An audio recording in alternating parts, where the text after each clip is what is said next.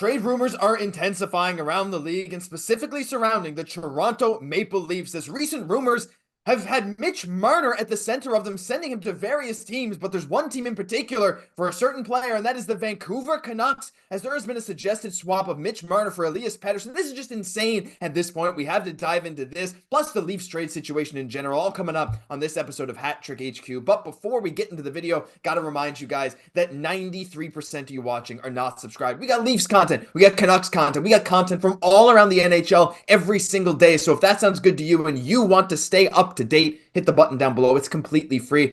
Mark, Darius, let's get into this. There's been a lot of crazy stuff coming out lately, and let's take a look at this tweet from Leafs latest. As they say, there are two plausible and possibly related reasons a deal isn't done yet. Either the Leafs aren't willing to meet Marner's asking price, which, let's be honest, is going to be pretty high, or they want to see how he performs in the postseason before recommitting to him for the long term at a high price tag. Now, before we get into this swap for a guy like Pettersson, I just want to get your guys' thoughts on this and the Marner situation right now, because it is interesting. We're seeing a lot of high asks, especially another winger like Mikko Rantanen. We saw William Nylander get $11.5 million just last year, so you got to think Marner's asking price is going to be high.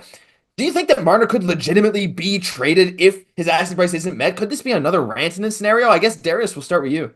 Yeah, I think that it could be, but there are some differences. There's a lot of similarities, but there are a few differences in this situation. As soon as Rantanen got traded on Friday, I was like, here we go. Because I knew that we were going to start hearing stuff about Mitch Marner in this light, in this regard. And there are some differences like we'll get to. I mean, he has a no movement clause. Rantanen did not have that, right? So Mitch Marner has to say yes to anywhere that the Leafs would want to trade him. I don't even think they're going to have that conversation, but we'll get to that later in the video and what might happen with Mitch Marner. But the situation is exactly the same. Mikko Rantanen said, I want X amount. And the Avalanche said, you're not going to make more than Cale Makar or, Nathan MacKinnon. And he said, okay, well, I still want this number. And I think the same thing's happening with Mitch Marner. I think the number's 14. I think the Leafs are saying there's no world where you're making more than Austin Matthews.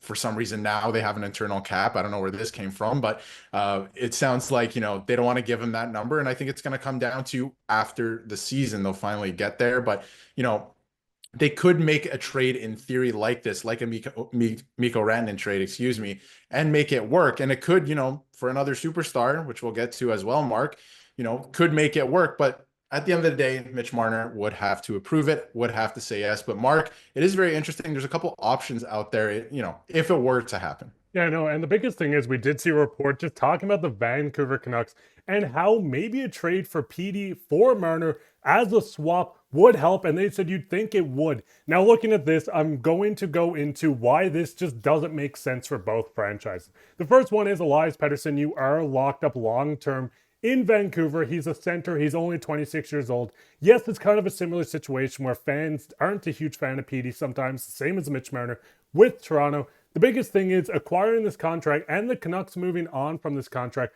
doesn't make sense. You have PD locked up for 7 more years at 11.6, which is pretty similar to what Marner's looking at with his contract currently, and that's not going into what he's going to be expected going into the offseason. You have a younger guy in PD. In my opinion, this doesn't make sense for both sides. Marner wants to stay in Toronto, which we will touch on in a bit. PD seems like a guy, and he's publicly said that he wants to stay with the Canucks franchise. Josh, looking at this, just kind of swap, does that make any sense to you as well?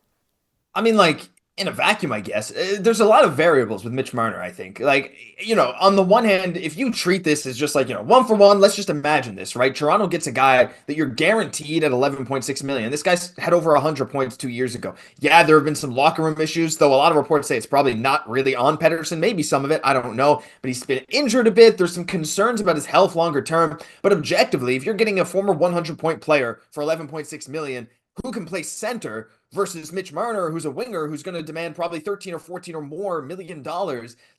In terms of just value, if you're Toronto, you're at least listening, right? You're at least kind of considering that in the equation. But again, for Vancouver, I don't see how this even moves the needle at all. I mean, yeah, there have been talks about Pettersson going. We even got what Friedman, I think, said that he genuinely thought that Pettersson was going to be a member of the Carolina Hurricanes before that Rantanen deal went down. But if you're getting Marner in this trade, I mean, we looked at what Rantanen cost. if you're getting Marner in this trade, you have to assume an extension is going to be part of the deal. And again, like you said, Marner's going to have to waive his no movement clause. So it's like, I don't know. If you're Vancouver, you're really gonna make that trade knowing you're gonna have to extend Marner for $14 million and getting rid of Pettersson? I don't know. I think it actually might even make more sense from the Leafs side, as crazy as that sounds. I don't know. I don't think this is really gonna happen. There's a few other things, but objectively, like, I don't know. I think it's maybe not as crazy as we're making it out to be if you just put pure player value into perspective. But Darius, I don't know. What do you think about this as a Leafs fan perspective?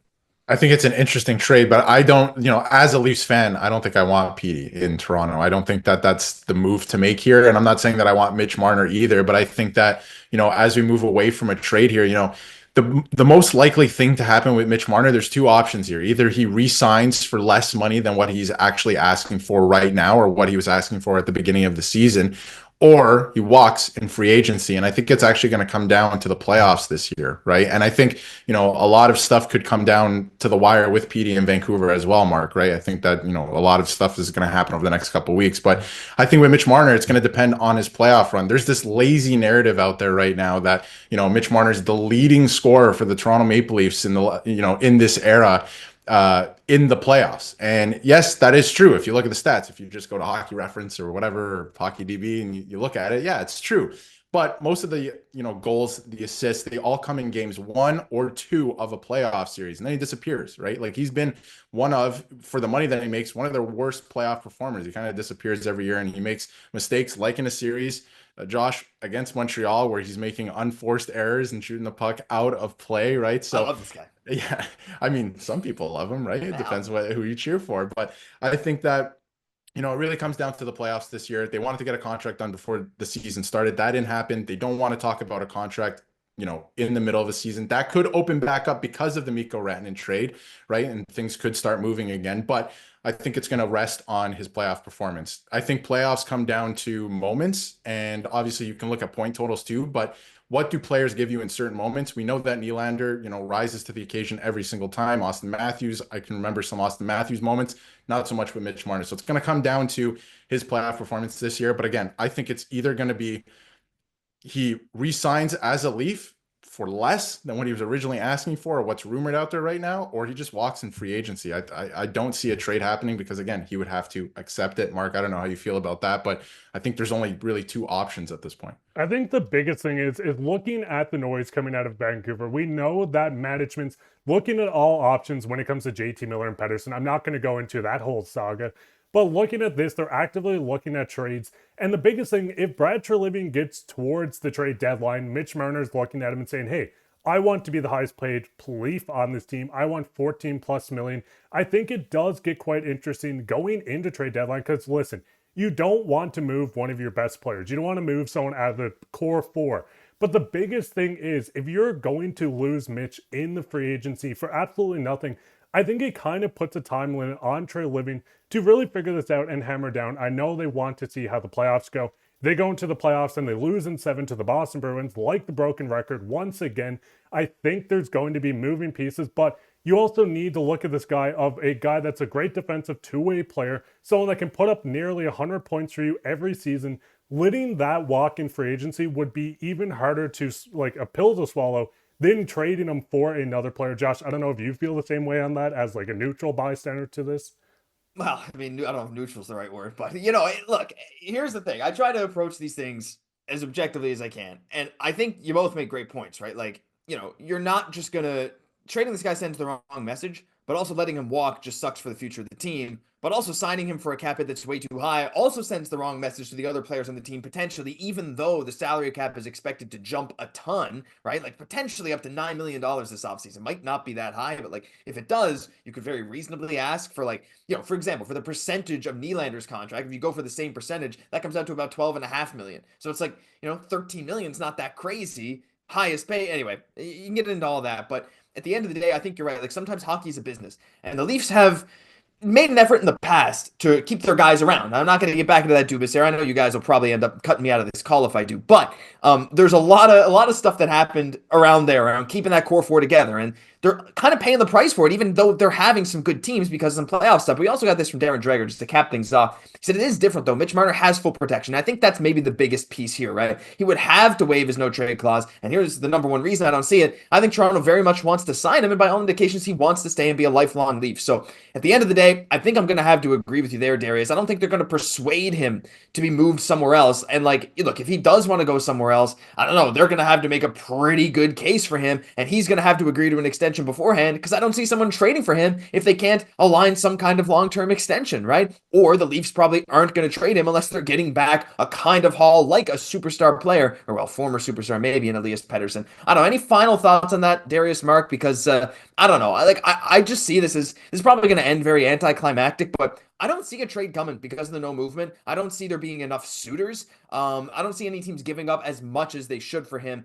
And again, along with him waiving his no trade clause and along with him agreeing to an extension, all that stuff, I think he stays put. And I think you're right, Darius. I think he either walks or yeah, I mean, he extends for too much, and you might be hurting cap strap just like Colorado was looking at. I think the most important thing too is if he signs for too much, like 14 million, which has been rumored out there, it sends the wrong message, like you said, to the rest of the team, right? That, you know, these guys are a little bit entitled, right? I think it's a bad message to send to the rest of the team, especially at this point in their development or whatever you want to call it, right? They're like 28 years old at this point, right? So I think it's an important part of the Maple Leafs future that's going to happen this offseason because again, I don't think it's a trade. Like you said, not enough suitors. I don't know who can take on $11 million right now in the middle of the season that is a contender or who would want him. Like suitor on Vancouver's side. That adds a suitor. Well, if they end up going with the Vancouver route, then I guess the Leafs would have a suitor in that way. But I mean, if you look at the landscape of the NHL right now, I don't know how many teams that are contenders that could take on $11 million right now, right? So it's going to be very interesting to see what happens as the season goes on because, you know, we're getting closer to the trade deadline. Do the Leafs start to look at a trade like that that happened on, you know, Friday and be like, maybe we should do something here, right? Maybe we should start having the conversation, or maybe not because the conversation starts with no from Mitch Marner because he has a no trade clause. But Mark, I don't know how you feel about it. Any final thoughts on that? I think the biggest thing, and listen, I don't want to give credit to the Montreal Canadiens, especially after that joke Josh just made, but looking at their mold of, listen, no one's getting paid more than Nick Suzuki, I think that's almost how Toronto needs to look at the Marner thing. Listen, Matthews is the best center on this team, the best player on this team. You are not taking any more than this. Correct me if I'm wrong, Josh, but do you think that mindset kind of would work with Toronto?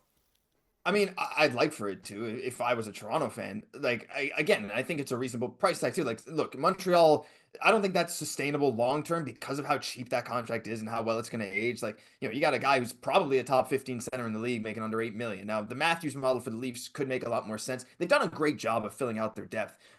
But yeah, I mean, I think that's kind of what Colorado was going for too, and it sets a standard, right? And if someone really wants to go that far above and beyond, if the difference between 12 million and 14 million per year means that much to them, some teams are just fine to let him leave, go to another team. But I don't know. Let us know down below, guys. There's a lot to take down to digest here. Ha, funny. With these Mitch Marner trade talks. I want to hear all your thoughts down below, whether it's Pius Suter, Ryan Suter, any other suitors that you guys think that'll do it for this episode of Hat Trick HQ. If somehow you're still watching at this point in the video, I feel bad. I like leave a number 1 in the comment. That's all I'm asking. Just let us know you made it to the end because that means you're a true fan. You went through all this stuff that happened today. Thank you for watching. I'm Josh, alongside my co-host Mark and Darius. We'll catch you in the next one.